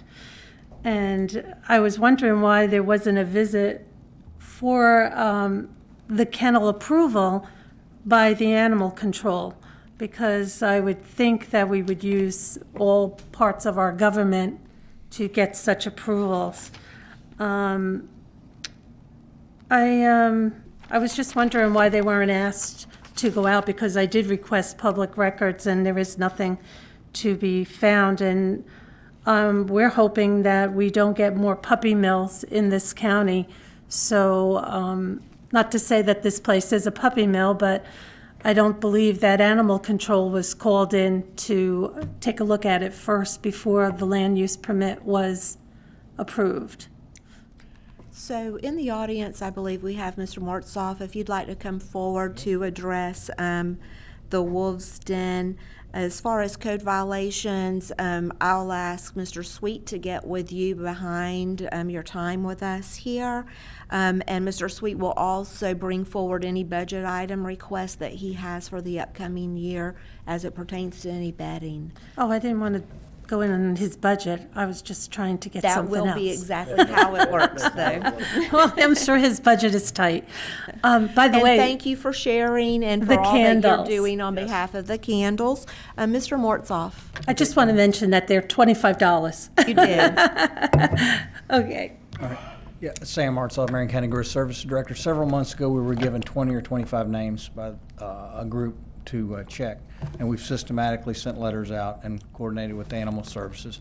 And we have those trickling in. You all saw one last week, I believe it was Wolf's Den. These are smaller kennels that are historic. They've been here for a while. That one, I believe, was here for 6 years. The two you'll see today, one has been here 12 years, one 26 years. So they have good reputations. They have no violations with us or Animal Services. We have no complaints on them. So they've been fairly straightforward, but we are coordinating with Animal Services, and obviously any of them that we're not familiar with and they're not familiar with, we'll be taking them along for the initial inspections. Of course, we inspect them for land use issues, and like anything else that happens in the county in the way of development, we're the first stop. So if they can't get approval to do it, they don't normally go forward with the rest of the process. But they are made aware of the process, and we're coordinating with Animal Services on it. So the Wolves Den public records request would have, I'm believing, gone to Animal Services. Should it actually have been directed to your department? Probably, because I asked for it this morning and I got it within Okay. 5 minutes. Okay, my question, my. Two different things, right? So that's where I think that's where you're getting confused, Ms. Pritzker. It's almost like a building project or a development project, right? So before you go and get investors typically and lots of other things or build a group of houses, right? You come to the Board of County Commissioners and say, hey, can this land be used for this use, right? If the county approves it, then you move forward. It's the same thing here. If they have a kennel or they have had one and didn't know they needed one, the first thing they do, they come to the zoning department and say, hey, can I get a special use, or does my zoning already allow for this particular use? If it doesn't allow, then what you're seeing now coming before us is a request for a special use. They've typically been in operation. But until they get a special use, they can't even apply to Animal Services for the kennel license, right? Because they don't match up.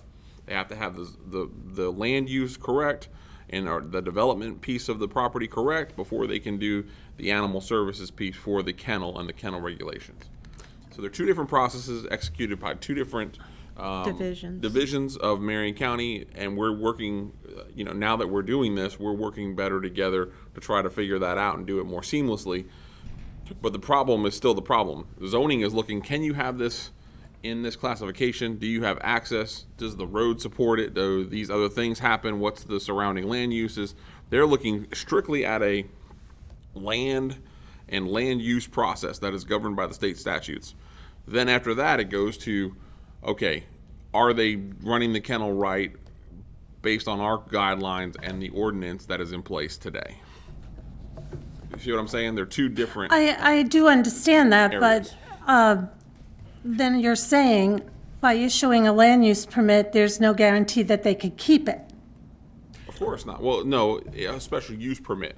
a special land use Now, permit. if they have a zoning that allows them to have a kennel or to have a breeding operation, then they are by right given that. And then in order to take that away from them, well, we would get sued, and we would not win. Because in zoning, you're giving something, you have something by right, right? So like in commercial zoning, you could have a breeding operation. The reason most of these folks are coming before us is because most of them probably have an ag, I would assume. Some of them that are coming, they have an ag use, so they can raise farm animals, horses, cows, or whatever else, and they could breed them and have that operation going on. But cats and dogs and other things, that's considered something different, right? So you need a commercial zoning. So typically those people are coming before us and saying, hey, I have a piece of agricultural property that is proper for breeding farm animals, but I'd like a special use to allow me to breed domestic animals, right? Okay, so, And I'm going to just So those are ask two Sam different something things. real quick. I've pulled up the agenda item from our last zoning meeting. I don't know if you can see, but Sam, all the photos that are in here, who took all these photos? Zoning. Yeah, Yeah, so I mean, somebody from the zoning department did go out Mm-hmm. and take pictures of all the kennel, looked at their operation to make sure. but they don't that know met anything requirements. about kennels. Well, you're welcome. They're not Correct. approving a kennel. They're approving the land use. They're but not approving a kennel. Right, but they took pictures of the kennel. records are available for you. But are you saying that you knowing that there was going to be a kennel on that property and they took pictures of the kennel, why wasn't animal control taking pictures of the kennel? Mr. Mortsoff, will you meet with Ms. Absolutely. Kreutzer? Thank you, and he'll review that process It is a little again. confusing, but I know, but so- let him explain it Okay. to her. Thank you. Thank you, and thank you for all that you're doing on behalf of our Marion County Animal Shelter. Is there anyone else in the audience who would like to address the board? If so, please come forward.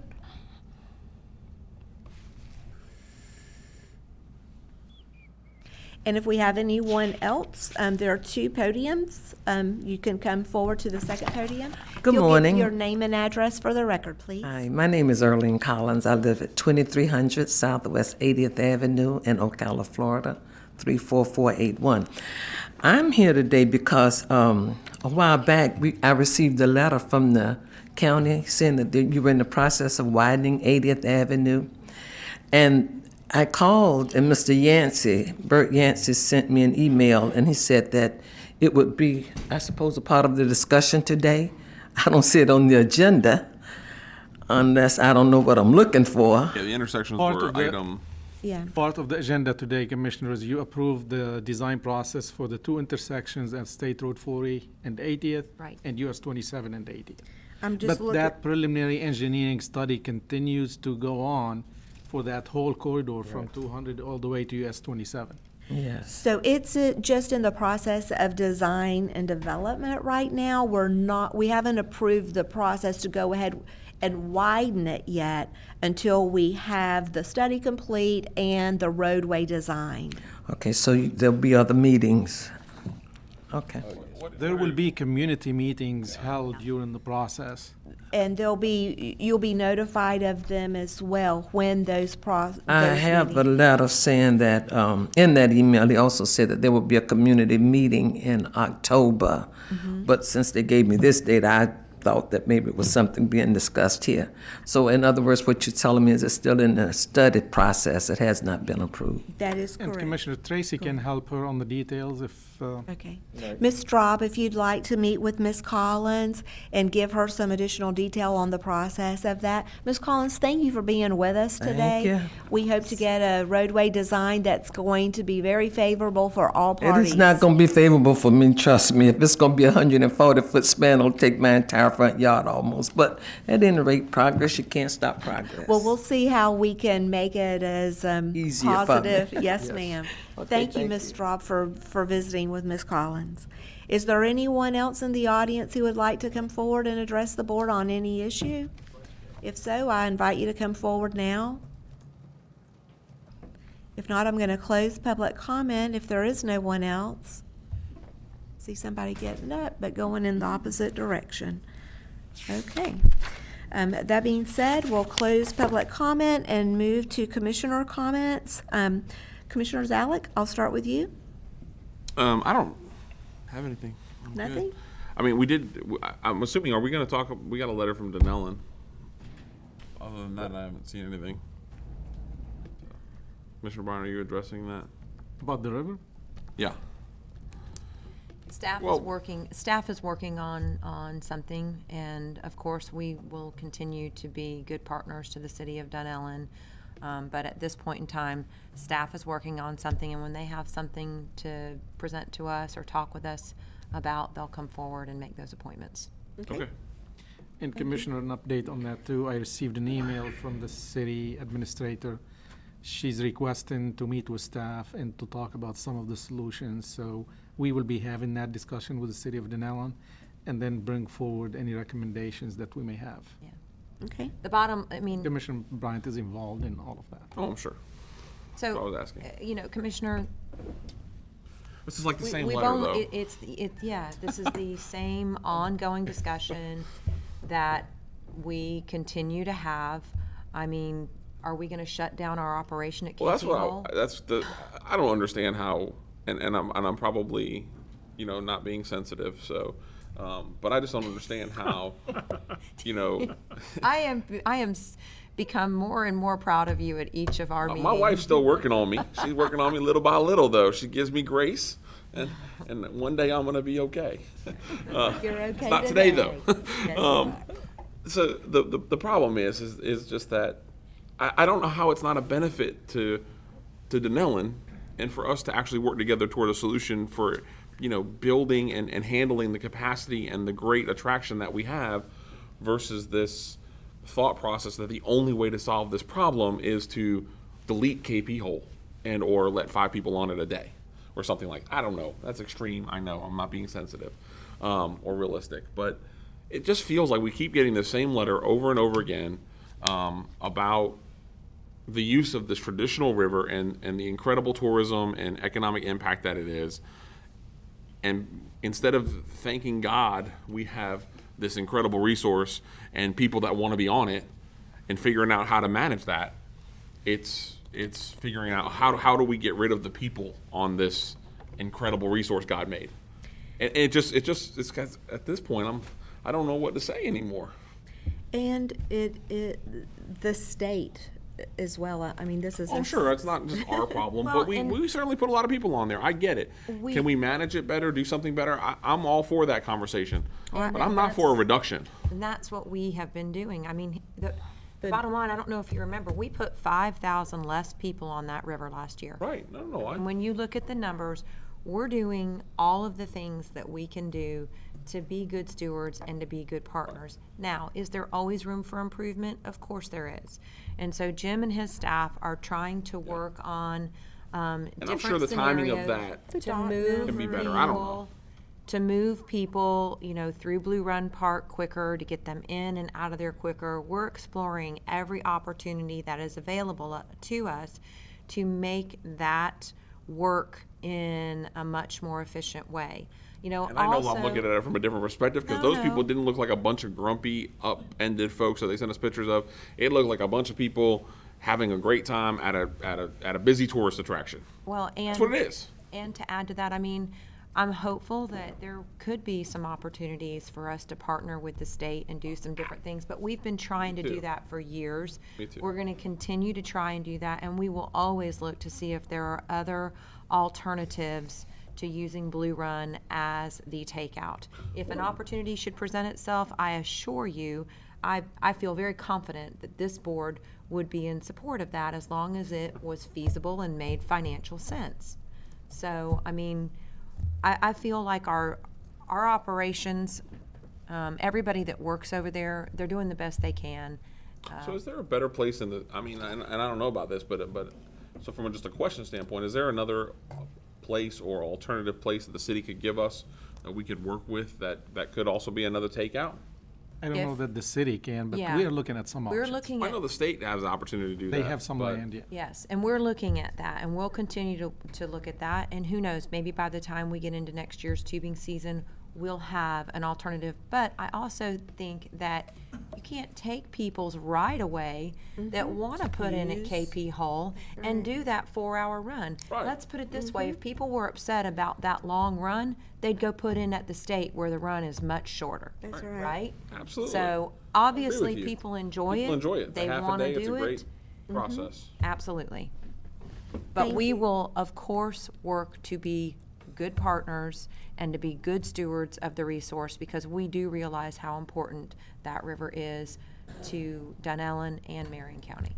And I was only bringing it up to say, hey, I think we just need to continue to have the discussion, and we need to continue to give our staff guidance to say, hey, listen, let's manage it better, let's figure out how to do it better, but let's not limit the resource to people that want to try to come and enjoy it. I mean, I think we have the obligation to maximize the opportunities and do that in a fair, efficient, and way that we can continue to make that place successful. And I don't mind. I mean, if we have traffic issues, we can fix some of that. But they're also at the same time requesting to delete parking spaces and requesting to do some other things that continue to exacerbate the problem. We knew that was going to happen, right?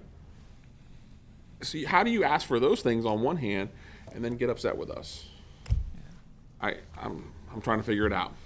And I can tell you, Commissioner, Jim and his staff, they have some neat ideas they are looking at. And Sure. I'm hoping in the very near future, we will have a bigger discussion. Maybe it will be a workshop. Right. Yeah. And we will bring some ideas forward to you, for you. Yeah, and maybe we should have a joint workshop And with it the City would of be- Denellen, because that'd be a great idea to get them, let's all get in the same room and figure out what they want from us so we can better manage in the future. Well, and I they think keep that it would telling be us. much more appropriate for these types of discussions to be had in a joint workshop Sure. and for the county to be included in these conversations when they come up. Yeah.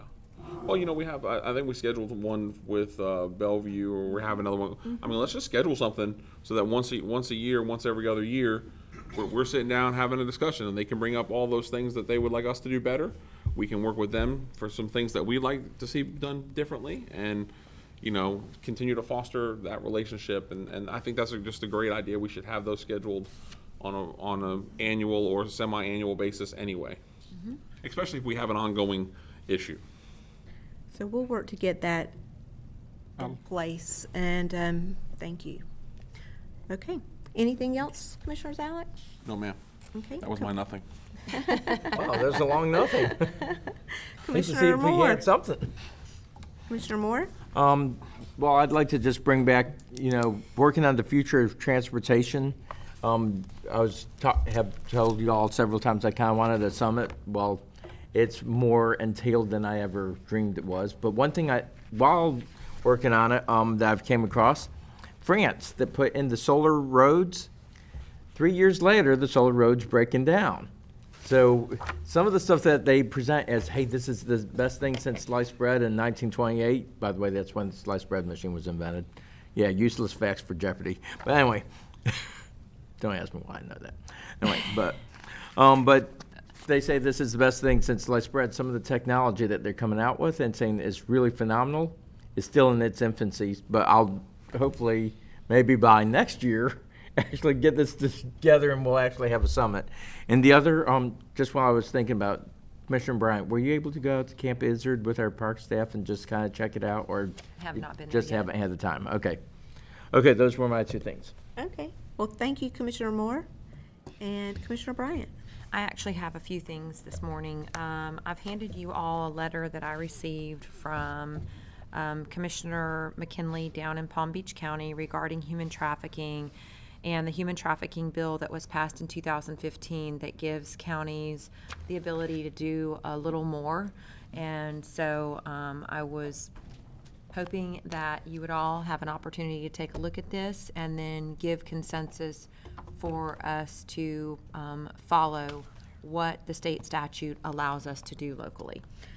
I appreciate her sending this to your attention, and I have looked at this, and I'm grateful that you've brought it forward, and I can certainly support this. Very good. Same on my behalf. I've already seen it. Okay. All right. I've seen the signage in some other, Yeah, especially when you see like the in the different airports and stuff. entities that are popping up within our Yeah. community. I think that it would be very good. Trafficking hotlines. Yeah. It's yeah. in all the airports. I've seen it in and all. airports. Right. This allows it to go even further in mandates that certain local businesses have to have the signage. Yes. So if Does it have a place where they're supposed to be displayed? yeah, if you read through it all. If I remember yeah. correctly? So I'd like consensus for staff to bring this forward on our next agenda. Yes. So that will be bring forward a draft ordinance? Mm-hmm. Yeah, And this would be our September right? 17th meeting. It needs to be an ordinance, yes. Right. Yes. And then second, I was at the REC meeting last night, and Detective Nix spoke regarding, no, it wasn't Jay. Oh, it wasn't Jade. No, regarding sex offenders. She was giving a talk on that within the state and Marion County, and she gave, different statistics and then the different rules that they have to live by. And within her talk, it was brought to my attention that the county and the city actually follow two different requirements as far as the requirement of how far they have to live from a school, daycare, or public park. And so I thought it would be appropriate for our staff to reach out to city staff so that we could mirror Who's got the farther each other. distance? We follow the state statute. The city has their own separate ordinance, and I think that there's probably good in both of them, and I don't have a preference as to which one. I think that it's best to let staff and law enforcement guide us when it comes to this, but I think it would be easier for law enforcement and for everybody involved if there was one standard that we followed. And that would be true of all municipalities within Marion County? I believe so. I don't think Okay. Bellevue or Dunellen have a separate one, so And just. McIntosh Yes. and Reddick, I don't know. I would just like for Have to us to find check out. on that, and I Okay. think it would be appropriate for us to all follow the same standard. Mm-hmm. And then last but not least, and I know that you're probably all going to want to kill me when I bring this up, but I have received, I was having a conversation with a veterinarian regarding our recent animal ordinance and the mandatory microchipping. Which we didn't do. Well, we did it on certain things, certain cases. And it was brought to my attention, there are puppies that are too small for us to do this. This doesn't make sense. And so in the future, that might be something that we look at again, maybe rewording that, because they were concerned with the language that we did use, and also concerned with there's a standard that is used that they weren't quite sure that it's really within our purview to mandate something like that. So I'd like for, I know Dana, sorry, that maybe we need to have some She's listening. conversations, I know, and check into that. So, Do you but want to take the lead on that? I'll be happy to do it, but the testimony that was given to us that day, that the needle is big and that it isn't appropriate sometimes to do that for some puppies was actually correct and has been medically verified.